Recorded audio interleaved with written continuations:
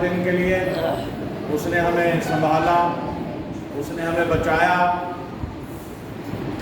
पिछले हफ्ते हमने प्रभु की हुजूरी में जो वायदे किए, परमेश्वर हमें उनके ऊपर कायम रखे।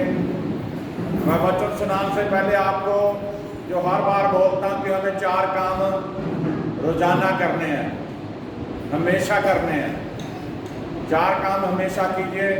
सुबह उठ के परमेश्वर की आराधना प्रार्थना कीजिए, दुआ बंदगी कीजिए। और परमेश्वर का दूसरा काम, परमेश्वर का जीवित वचन पढ़िए। और तीसरा काम, हर हफ्ते परमेश्वर के घर में जरूर ही जाए। और जो चौथा काम है, ईमानदारी से परमेश्वर का हुक्म है जो अपनी कमाई का 10वां हिस्सा परमेश्वर को दे। बोलो हालेलुया, बोलो हालेलुया, बोलो हालेलुया। परमेश्वर का धन्यवाद हो, उसने हमें जिंदा रखा।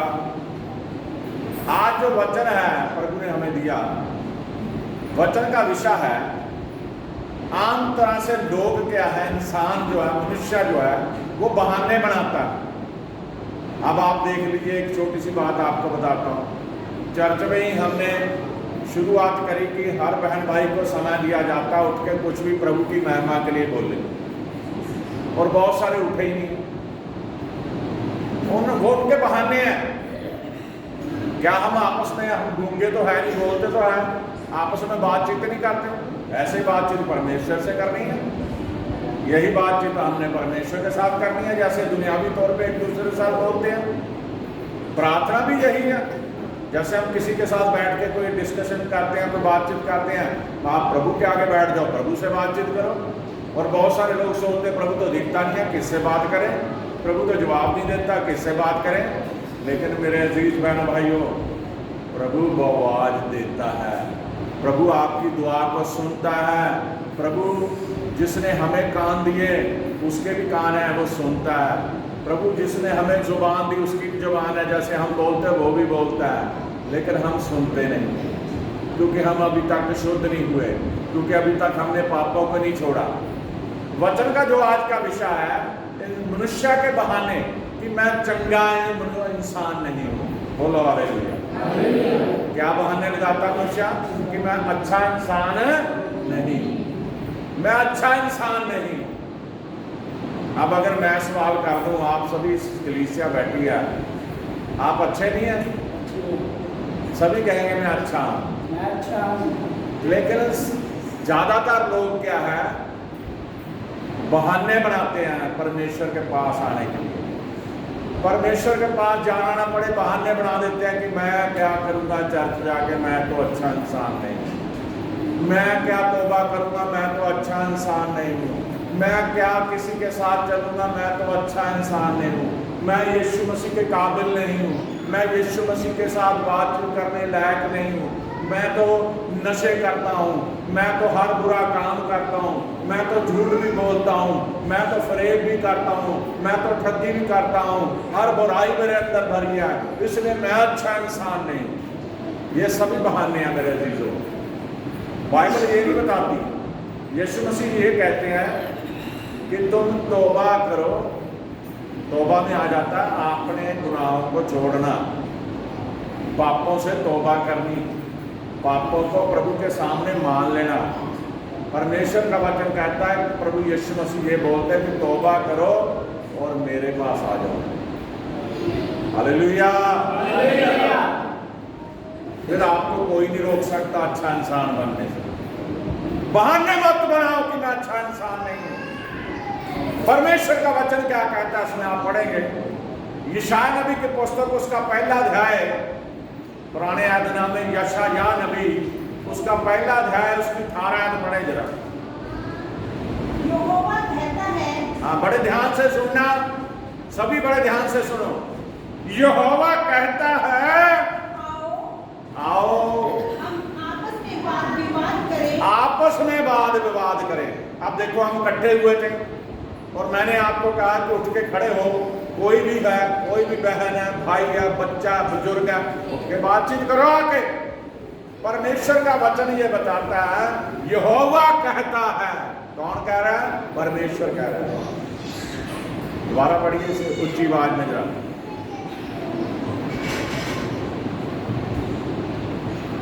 यहोवा कहता है, हाँ, ध्यान से सुनो। यहोवा कहता है आओ हम आपस में वाद विवाद करें। आपस में वाद विवाद करें। तुम्हारे पाप चाहे लाल रंग के हो, तुम्हारे पाप चाहे लाल रंग के हो, तो भी वे हिम के समान उज्जवल हो जाएंगे। तो भी वह हिम के समान उज्जवल हो जाएंगे। हालेलुया। जो लोग परमेश्वर कहता है ये बहाने बनाते हैं कि मैं यीशु मसीह के पास आ नहीं सकता, मैं अच्छा इंसान नहीं हूं, तो यहोवा ये कहता भाई घबराओ मत, उठो, आपस में वाद विवाद करो, मेरे पास आ जाओ, चल के आओ। तुम्हारे पाप चाहे लाल रंग के हो, और चाहे अगरवानी रंग के हो, चाहे अर्गवानी रंग के हो, तो भी वे उनके समान श्वेत तो भी वह उनके समान श्वेत हो जाएंगे, हिम के समान श्वेत हो जाएंगे, वो बिल्कुल दूध की तरह सफेद हो जाएंगे। हालेलुया। बहाने वही बनाता है जो पाप छोड़ना नहीं चाहता। बहाने वही इंसान बनाता है जो पाप से तौबा नहीं करना चाहता। मेरे अजीज बहनों भाइयों, जब आपस में आप वाद विवाद करोगे, परमेश्वर के बारे में बातचीत करोगे, अपनी कमियां एक दूसरे को बताओगे, अपने बारे में बातचीत करोगे, या परमेश्वर के हजूरी में बातचीत करोगे, या वाद विवाद करते हुए अपनी गलतियों को मानोगे, तो परमेश्वर कहता सुन लो, अगर तुम्हारे पाप लाल रंग के हो तो भी हिम के समान श्वेत हो जाएंगे, अगर अर्गवानी रंग के हो तो भी उनके समान उन्हें मैं श्वेत कर दूंगा। हालेलुया। हाँ जी। यदि तुम आज्ञाकारी होकर मेरी मानो, यदि तुम आज्ञाकारी होकर मेरी मानो, तो इस देश के उत्तम उत्तम पदार्थ खाओगे, तो इस देश के उत्तम उत्तम पदार्थ खाओगे। और यदि तुम ना मानो, यदि तुम ना मानो और बलवा करो, तो तलवार से मारे जाओगे। तलवार से मारे यहोवा का यही वचन है। यहोवा का ये वचन है, किसी इंसान के मुख से निकलवा वचन नहीं है, यहोवा का ये वचन है। सबसे जरूरी जो बात आपको बताने के लिए ये वचन मैंने पढ़ा, आपको पढ़वाया, पहली बात तो आप हर हफ्ते अपनी अपनी बाइबल लेके जरूर आए। अगले हफ्ते से नियम बनना चाहिए, एक अच्छा बैग आपके हाथ में हो और आपकी बाइबल आपके पास हो, ये जरूरी है। एक नोटबुक और पेंसिल पास में हो, ताकि जो प्रभु का वचन बोला जाता है उसे आप नोट करो, घर जाकर उसे पढ़ो दोबारा जब भी समय आपको मिले। बाइबल आप सभी के पास है, आप सभी बाइबल लेके आए। और जो मैं आपको वचन बता रहा हूँ, ये वचन कोई छोटा ऐसा अध्याय नहीं है कि बस सुना पढ़ा चले गए, आपके जीवन को बदलने वाला वचन है। परमेश्वर कहता है इंसान जो बहाने बनाता है कि मैं अच्छा इंसान नहीं हूँ, वो ये याद कर ले, परमेश्वर कहता है तेरे पाप चाहे लाल रंग के भी हो तो हिम के समान श्वेत में उन्हें कर दूंगा, अगर अर्धवानी रंग के हो तो भी मैं उसे ऊन की समान श्वेत कर दूंगा। हालेलुया। फिर हम किस बात से घबराते हैं? जब परमेश्वर हमें प्रोटेक्शन दे रहा है, परमेश्वर हमें वायदा कर रहा है, परमेश्वर हमसे बातचीत कर रहा है, परमेश्वर अपने वचन के साथ बातचीत कर रहा है कि मैं तेरे पाप माफ कर दूंगा। एक बात मेरी याद रखो मेरे अजीजों, मेरे बहन भाइयों, पिछले हफ्ते आपको न्याय के बारे में बताया था, और परमेश्वर के न्यायासन, यीशु मसीह के न्यायासन के सामने हमें खड़ा होना पड़ना है। और आपको मैं बता देता हूँ, जिन लोगों ने तौबा कर ली, जिन लोगों ने अपने पापों से माफी मांग ली, बपतिस्मा ले लिया, पवित्र आत्मा का दान पा लिया, जब उन्होंने तौबा करी, जितने पाप उन्होंने करे थे परमेश्वर ने माफ कर दिए वो। हालेलुया। जिस दिन न्यायासन के सामने आप जाओगे, जो पाप यीशु मसीह ने माफ कर दे दिए, उनका न्याय नहीं लिया जाएगा आपसे जो माफ कर दिए, उनका न्याय लिया जाएगा कि पाप तौबा करने के बाद भी दोबारा जब आप पाप कर रहे हैं। Hallelujah, hallelujah. मेरे अजीज बहन भाइयों, आज इंसान भटक चुका है, आज इंसान परमेश्वर से दूरी बना चुका है, आज इंसान धोखेबाजी कर रहा है, आज इंसान मक्कारियां कर रहा है, आज इंसान डबल क्रॉस परमेश्वर को कर रहा है। वो सोचता परमेश्वर देख नहीं रहा। मैं यहेजकेल नबी की पुस्तक पढ़ रहा था। परमेश्वर ने अपने नबी से यहेजकेल भविष्यद्वक्ता से कहा, ये पुस्तक ले, मैं तुझे पुस्तक देता हूं, इसे क्या कर, खा जा। कह रहा मैं उसे खा गया परमेश्वर के कहने से, और मुझे वो ऐसी लगी जैसे शहद होता ना, मधु के समान मीठी लगी। हालेलुया। जो मैंने आपको 2 हफ्ते से आपके पीछे पढ़ा हूं, शोर मचा रहा हूं कि कोई भी उठ के बातचीत करे, ये यही पुस्तक है, यही पवित्र वचन है, यही परमेश्वर का कलाम है, इसे खा लो। जब आपके अंदर होगा आपको ये मधु के समान मीठा लगेगा, और जब आप इसे खा लेंगे तो फिर शैतान आपके नजदीक नहीं आएगा। हालेलुया। हालेलुया। दुनिया में कोई भी शैतानी ताकत आपको परेशान नहीं कर सकेगी। और मैं उस वचन में पढ़ रहा था, जो लोग इंसान के बहाने हैं वो तो बहाने अलग है, कई लोग परमेश्वर ने चुन भी लिया, परमेश्वर के पीछे भी चलने लग गए, फिर भी बाबे कुपियों के पास जा रहे हैं, ज्योतिषियों के पास जा रहे हैं, पंडित पांडवों के पास जा रहे हैं, अपने भविष्य के बारे में पूछ रहे हैं, अपने घर के बारे में पूछ रहे हैं, हमारे घर में क्लेश रहता है, हमारे घर में ये हो रहा है, हमारे घर में वो हो रहा है, हमारे बच्चे हमारे कहने में नहीं, हमारा ये नहीं है। ऐसे करके बाबे सियाने कुपे के पास दौड़े भागे फिर रहे हैं। ये आज से नहीं है, शुरू से ही है। कौम इस्राएल को परमेश्वर ने अपने लिए चुना, और यहेजकेल नबी को परमेश्वर लेके गया मंदिर में, और परमेश्वर कहा ये दीवार देख, मैं शॉर्ट में बता रहा हूँ आपको, वचन पढ़ना आप। उसने कहा इसमें क्या दिख रहा तुझे? कहा मुझे एक सुराख दिख रहा। तो परमेश्वर कहा इसे तोड़ दे। उसने तोड़ा, वो दरवाजा बन गया, अंदर गया। परमेश्वर कहा देख ये जो टूर्निये हैं, याजकों की तरह काम करने वाले, उसने देखा दीवारों पे मूर्तियां बनाई हुई है, और अपनी देवी देवताओं की मूर्तियां रखी हुई हैं, और धूप बत्तियां कर रहे हैं। वो ये सोच रहे हैं कि जो जीवता परमेश्वर जिसने उन्हें चुना, वो हमें इस जगह पे, गुप्त जगह में बैठ के हम जो कुछ कर रहे हैं वो देख नहीं रहा। फिर परमेश्वर उसे बाहर पूरब की तरफ ले गया, पूरब दिशा की तरफ, और वहां 25 नौजवान सूरज को जल दे रहे हैं। परमेश्वर कह रहा देख रहे, जिस परमेश्वर ने सूरज चांद सितारे बनाए, उस परमेश्वर की तो ये पूजा नहीं कर रहे, और ये क्या कर रहे हैं? सूरज को जल दे रहे।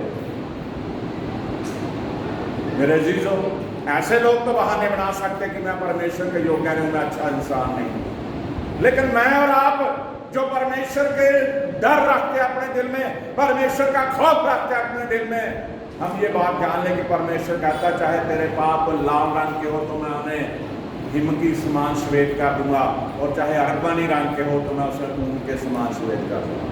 बोलो हालेलुया। कितने लोगों को समझ आया बच्चा? मेरे जी बहन भाइयों, रोमियो का खत उसका 5 अध्याय, रोमियो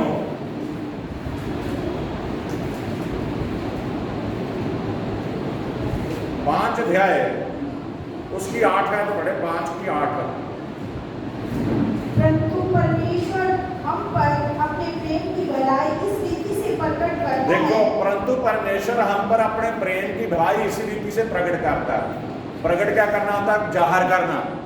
परमेश्वर अपने प्रेम की भलाई इसी रीति से प्रकट कर रहा है कि जब हम पापी ही थे, तभी मसीह हमारे लिए मरा। हालेलुया। हम पापी ही थे, यीशु हमारे लिए मरा। मेरे अजीज बहनों भाइयों, इस बात को हमेशा याद रखो। हम तो पाप में फंसे हुए थे, हमारा जीवन मौत की तरफ जा रहा था।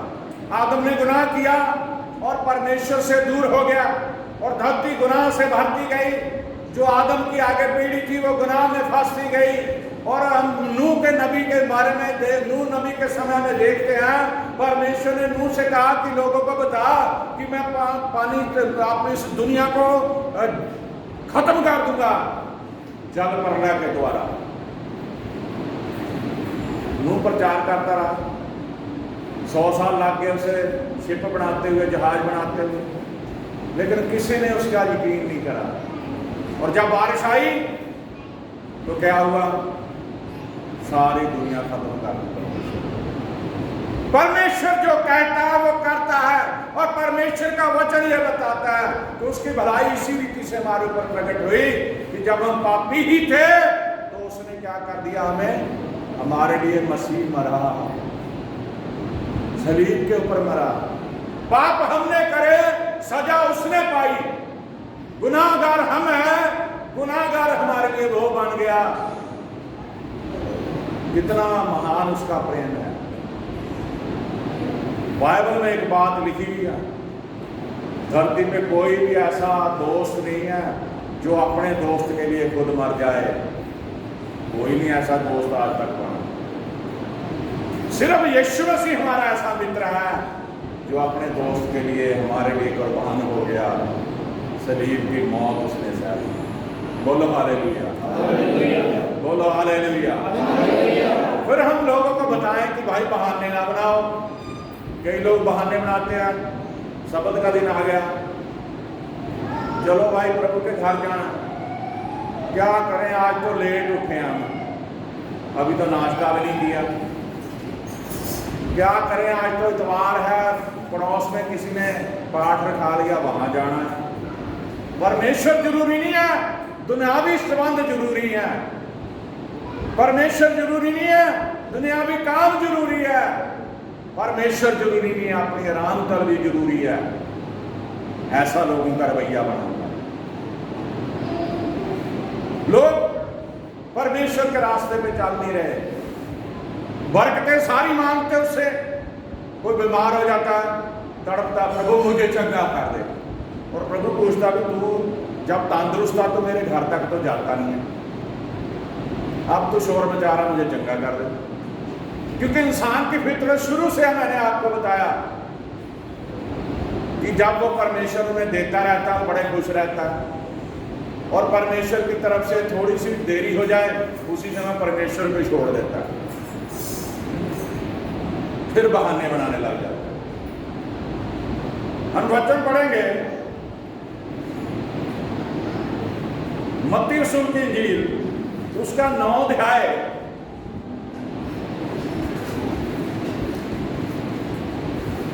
मत्ती 9 उसकी 12-13 पढ़। ये सुनकर यीशु ने उनसे कहा, हाँ, बड़े ध्यान से सुनना। ये सुनकर यीशु ने उनसे कहा, वैद भले चंगों के लिए नहीं, वैद भले चंगों के लिए नहीं, परंतु बीमारों के लिए अवश्य है। परंतु बीमारों के लिए अवश्य है। इसलिए तुम जाकर जिसका अर्थ सीख लो। इसलिए तुम जाके इसका अर्थ सीख लो। मैं बलिदान नहीं परंतु दया चाहता हूँ। मैं बलिदान नहीं परंतु दया चाहता हूँ। क्योंकि मैं धर्मियों को नहीं परंतु पापियों को बचाने आया हूँ। मैं धर्मियों को नहीं बल्कि पापियों को बचाने आया हूँ। हालेलुया। जब मत्ती को जो चुंगी लेने वाला था, टैक्स लेता था, वो ज़्यादा भी ले लेता था। मान लो 100 रुपया बना, किसी के 98 रुपये बने, 2 रुपये मोड़ता ही नहीं था। किसी के 50 बने, वो 60 ले लेता था। इस तरीके से वो टैक्स लेने वाला हेरा फेरी कर रहा था, उसका जीवन पाप में था।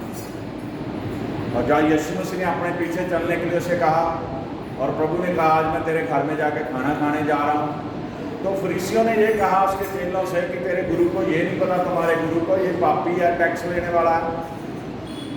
तो यीशु ने कहा, उनसे कहा कि मैं तुमसे सच कहता हूँ कि वैद को, भले चंगे को वैद की जरूरत नहीं है, बल्कि किसको जरूरत आवश्यकता है? पापी को, बीमार को। हालेलुया। वैद की जरूरत तो बीमारों को होती है। डॉक्टर के पास बीमार ही जाता है, अच्छा भला नहीं जाता। यीशु मसीह ने कहा, इसका अर्थ सीख लो जाके। मैं बलिदान नहीं बल्कि बचाने के लिए आया। अधर्मियों को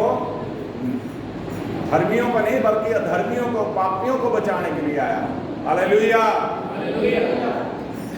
फिर हम किस तरह से बहाने बना सकते हैं कि परमेश्वर मैं अच्छा इंसान हूं? जो ऐसा कहते हैं उनको तो परमेश्वर स्पेशल बचाने आया है। उन्हीं लोगों को तो परमेश्वर बचाने आया जो कहते हैं मैं अच्छा नहीं हूं। उन्हीं को तो अच्छा बनाने आया है परमेश्वर। उन्हीं को तो वो परमेश्वर अपने मार्ग पे चलाने आया है।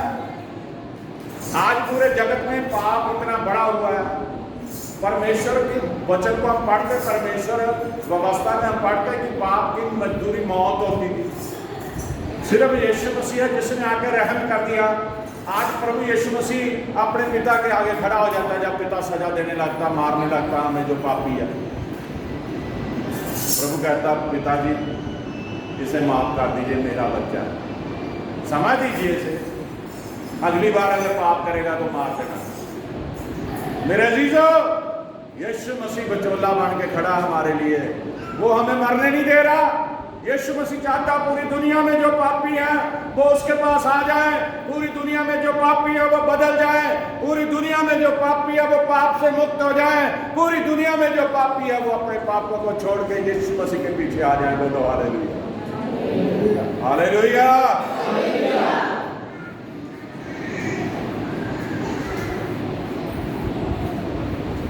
भजन संहिता जबूरा की पोथी, भजन संहिता 32 जबूर,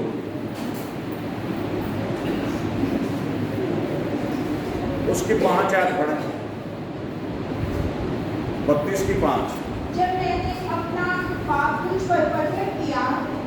मैंने अपना पाप तुझ पर प्रकट किया और अपना अधर्म ना छिपाया और कहा मैं यहोवा के सामने अपने अपराधों को मान लूंगा। तब तूने मेरे अधर्म और पाप को क्षमा कर दिया। जरूरत है परमेश्वर के आगे अपने अपराधों को मानने की। जरूरत है परमेश्वर के अपने सामने अपनी बदी को मानने की। जरूरत है परमेश्वर के सामने अपने जीवन के सारे पापों को अंगीकार करने की। हालेलुया। पौलुस के बारे में जानिए। पौलुस ने सबसे बड़ा पापी कहा अपने आप। मैं एक छोटा सा क्लिप देख रहा था वीडियो में। जो स्टिफनुस था, चेलों का खाना बनाता था, जो नौजवान था, संगति में रहता था, वो चौराहे पे जाके प्रचार करने लग गया। लोग उसके विरुद्ध थे। और शाऊल, जब जिसका नाम बाद में पौलुस पड़ा, वो भी वहां हाजिर था और वो यीशु मसीह का गुणगान कर रहा स्टिफनुस। और शाऊल ऊंची आवाज से कह रहा, वो यीशु मर चुका है। और वो कहता है इसे पत्थर मार मार के मार दो, मारो इसके पत्थर। और उसे पत्थर मार मार के मार दो। और वही यीशु उस पापी को, शाऊल को, जिसे पौलुस बाद में बना दमिश्क के मार्ग में उसने उसे घेर लिया। वो घोड़े से गिर जाता है, रोशनी उसकी आंखों में पड़ के अंधा हो जाता है। आवाज उसके कानों में पड़ती है कि है शाऊल तू मुझे क्यों सताता है? वो कहता आप कौन है? कहता मैं यीशु हूं। हालेलुया। एक पापी को खुद जाके यीशु ने पकड़ लिया, उसे पाप से भी मुक्त कर दिया और हमेशा के लिए वो प्रभु का प्रचार करने लग गया। जो पहले प्रभु के बच्चों को मारता था, जो पहले प्रभु के बच्चों को सताता था, अब वो प्रभु का प्रचार खुद कर रहा है। बोलो हालेलुया। इससे बड़ा अच्छा इंसान कौन बन सकता है? वही पौलुस कहता है, प्रभु मैं सबसे बड़ा पापी, क्योंकि उसने इतने पाप करे थे, वो पाप उसे याद आ रहे थे। मेरे जीजों, मैं एक बात आपको स्पेशल पहले बताई, फिर बताता हूँ। जो पाप आपने तौबा करके बख्शवा लिए, जिन पापों के बारे में आपने तौबा करके बपतिस्मा ले लिया, जो पाप आपने यीशु मसीह के सामने रख दिए, वो माफ कर दिए, जो प्रभु ने माफ हो गए। लेकिन अगर तौबा करने के बाद, बपतिस्मा लेने के बाद फिर से आप पाप कर रहे हो, वो माफ नहीं होने, उनका लेखा होगा। फिर लेखे के समय प्रभु पूछेगा कि तुम्हें मेरे दास ने चीख चीख के तुम्हें वचन सुनाया, मेरे घर में बैठते थे, जाके सुन के तुम अनसुना किया, गलियों में चौराहों में मेरा वचन तेरे कानों तक पहुंचा, तेरे घर में परमेश्वर का वचन आया, लेकिन तू फिर पाप के रास्ते पे चला, फिर उसे सजा मिली। बोलो हालेलुया। 34 जबूर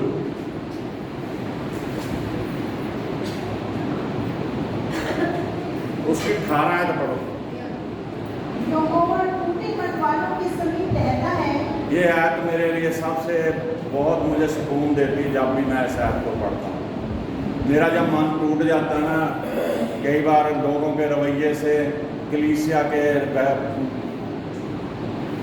जो उनका रंग ढंग देख के, बहुत बार परिवार में कोई विवाद हो गए, या बहुत बार समाज में कोई ऐसी बात सामने आ गए, या शैतान तंग करता है, कोई भी ऐसी बात होती है, लोगों के लिए दुआ करते हैं, कोई परेशानी होती है, तो फिर उस समय मुझे ये वचन याद आता है। दोबारा पढ़िए जरा ऊंची बात सुनिए जरा।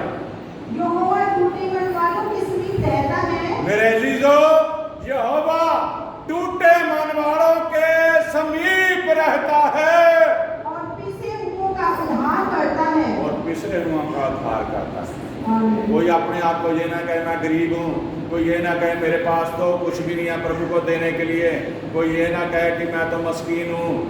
टूटे मन वालों के समीप रहता है, और जो दबे हुए कुचले हुए हैं, मस्कीन हैं, उनको वो संभालता है। दोबारा पढ़ दो ऊंची बात। यहोवा टूटे मन वालों के समीप रहता है और पिसे हुओं का उद्धार करता है। और पिसे हुओं का क्या करता है?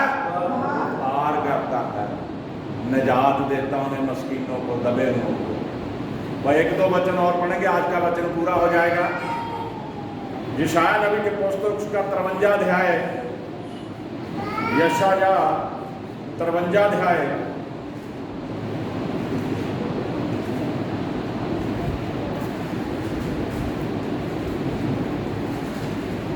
53 की 5 पढ़ दो। परंतु वह हमारे ही अपराधों के कारण घायल किया गया। अब आप क्यों बहाने बना रहे हो? यीशु मसीह हमारे अपराधों के कारण घायल किया गया, वह हमारे अधर्म के कामों के कारण कुचला गया। वह हमारे अधर्म के कामों के कारण कुचला गया। हमारी ही शांति के लिए उस पर ताड़ना पड़ी। हमारी ही शांति के लिए उस पर ताड़ना पड़ी, कि उसके कोड़े खाने से हम लोग चंगे हो जाएं। उसके कोड़े खाने से हम लोग चंगे हो जाए। आमीन। हमारे कारण उसे ताड़ना पड़ी, हमारे अधर्म को उसने अपने ऊपर ले लिया, हमारे गुनाहों को उसने अपने ऊपर ले लिया। मेरे अजीज बहन भाइयों, परमेश्वर के इस वचन के ऊपर मनन करो। परमेश्वर कितना महान है, उसने कितने दुख सहे हमें सुखी करने के लिए, उसने कितने दुख सहे हमें परमेश्वर के मार्ग पे चलाने के लिए, उन्हें हमें निजात देने के लिए, हमारे जीवन को खुशनुमा बनाने के लिए, हमारे जीवन को अच्छा बनाने के लिए, हमारी जिंदगियों को खुशहाल बनाने के लिए, हमें आशीष देने के लिए। हालेलुया। लूका रसूल की इंजील उसका 23 अध्याय उसकी 39 से 43 तक पढ़े।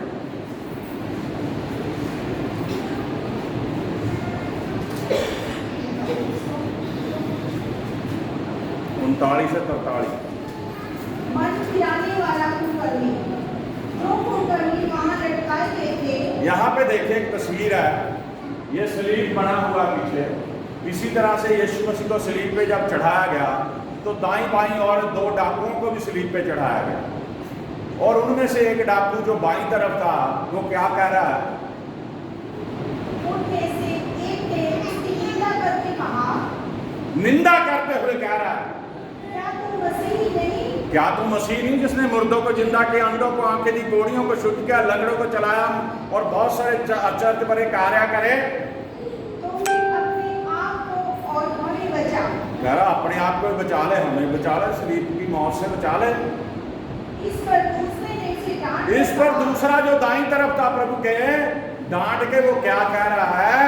क्या तू परमेश्वर से भी नहीं डरता? क्या तू परमेश्वर से भी नहीं डरता? तू भी तो वही दंड पा रहा है। तू भी तो वही दंड पा रहा है, और हम तो न्याय अनुसार दंड पा रहे हैं। कह रहा अगर इसको सलीब पे चढ़ाया गया, हमें भी तो सलीब पे चढ़ाएगा, लेकिन हम न्याय अनुसार चढ़े हैं। हमने पाप करे, हमने चोरियां करी, डकैतियां करी, व्यभिचार करे, बहुत सारे गुनाह करे, उनकी सजा हमें मिली इसलिए हमें चढ़ाया गया सलीब पे। और हम तो न्याय अनुसार दंड पा रहे हैं, हम तो न्यायानुसार दंड पा रहे हैं, क्योंकि हम अपने कामों का ठीक फल पा रहे हैं, कामों का ही फल पा रहे हैं हम अपने। पर इसने कोई अनुचित काम नहीं किया। पर इसने तो कोई अनुचित काम नहीं किया। तब उसने कहा, हे यीशु, जब तू अपने राज्य में तब उसने कहा, हे यीशु, जब तू अपने राज्य में जाए तो मेरी सुधि लेना। तो मेरी शुद्धि लेना। आमीन। तो यीशु ने पता उसकी शुद्धि कैसे ली। उसने कहा, मैं तुमसे सच कहता हूँ कि आज ही तुम मेरे साथ स्वर्ग लोक में होगा। बोलो हालेलुया। जब आप ये बहाने बनाएंगे कि मैं अच्छा इंसान नहीं हूँ, आप स्वर्ग में नहीं जा सकते, आप परमेश्वर के पास आइए, वो आपको अच्छा बनाएगा, वो उस डाकू की तरह आपको स्वर्ग में ले जाएगा। बोलो हालेलुया। लास्ट आयत आज की पढ़ेंगे हम, यूहन्ना रसूल के इंजील उसका 3 अध्याय उसकी 3 से 7 तक पढ़े। यूहन्ना रसूल की इंजील 3 अध्याय 3 से 7 तक। अब यहाँ पे बताया गया किस तरह से हम अपने जीवन को बदल सकते हैं, अच्छा इंसान बन सकते। यीशु ने उसको उत्तर दिया, यीशु ने उसको उत्तर दिया, मैं तुमसे सच सच कहता हूँ, मैं तुमसे सच सच कहता हूँ, यदि कोई नए सिरे से ना जन्मे यदि कोई नए सिरे से ना जन्मे तो परमेश्वर का राज्य नहीं देख सकता। परमेश्वर का राज्य नहीं देख सकता। निकोदेमुस ने उससे कहा, निकोदेमुस ने उससे कहा, मनुष्य जब बूढ़ा हो गया मनुष्य जब बूढ़ा ही हो गया तो कैसे जन्म ले सकता है? कैसे दोबारा जन्म ले सकता है? क्या वह अपनी माता के गर्भ में दूसरी बार प्रवेश करके क्या वो अपनी माता के गर्भ में दूसरी बार प्रवेश करके जन्म ले सकता है? जन्म ले सकता है? यीशु ने उत्तर दिया, यीशु ने उसे उत्तर दिया, मैं तुमसे सच सच कहता हूँ, मैं तुमसे सच सच कहता हूँ, जब तक कोई मनुष्य जल और आत्मा से न जन्मे जब तक कोई मनुष्य जल और आत्मा से ना जन्मे तो वह परमेश्वर के राज्य में प्रवेश नहीं कर सकता। तो वह परमेश्वर के राज्य में प्रवेश नहीं कर सकता। बोलो हालेलुया, बोलो हालेलुया। ये वचन अपने दिल में लेके जाइए। जल और आत्मा से जन्म, यानी कि जब तक आप तौबा नहीं करोगे, पानी में जाके प्रभु के हुजूर में बाप बेटा और पवित्र आत्मा के नाम से बपतिस्मा नहीं लोगे तो परमेश्वर के राज्य में प्रवेश नहीं कर सकते। अब निकोदेमुस जो धर्मी था, विश्वासी था, एक तो वो रात में गया लोगों के डर से कि देखना ले लो। दूसरा, वो सवाल जब करता है यीशु मसीह से, ये कहते हैं कि जब तक जल और आत्मा से ना जन्मे परमेश्वर के राज्य में प्रवेश नहीं कर सकते। तो क्या उसने कहा, क्या कोई अपनी माँ की कोख में दोबारा जाके जन्म लेके फिर पैदा हो सकता है? वो नए जन्म को ये सोचता था कि इंसान एक बार पैदा हुआ है, फिर वो मरेगा, फिर तो जन्म लेके आएगा तो नया जन्म मिलेगा। लेकिन यीशु ने उसे क्या कहा? दोबारा पढ़ दीजिए, शायद को रिपीट कर दीजिए। यीशु ने उत्तर दिया, यीशु ने उसे उत्तर दिया, मैं तुमसे सच सच कहता हूँ, मैं तुमसे सच सच कहता हूँ। बात सुनिए, सच सच कहता हूँ, जब तक कोई मनुष्य जब तक धरती में कोई भी मनुष्य जल और आत्मा से ना जन्मे जल और आत्मा से ना जन्मे तो वह परमेश्वर के राज्य में प्रवेश नहीं कर सकता। परमेश्वर के राज्य में प्रवेश नहीं कर सकता।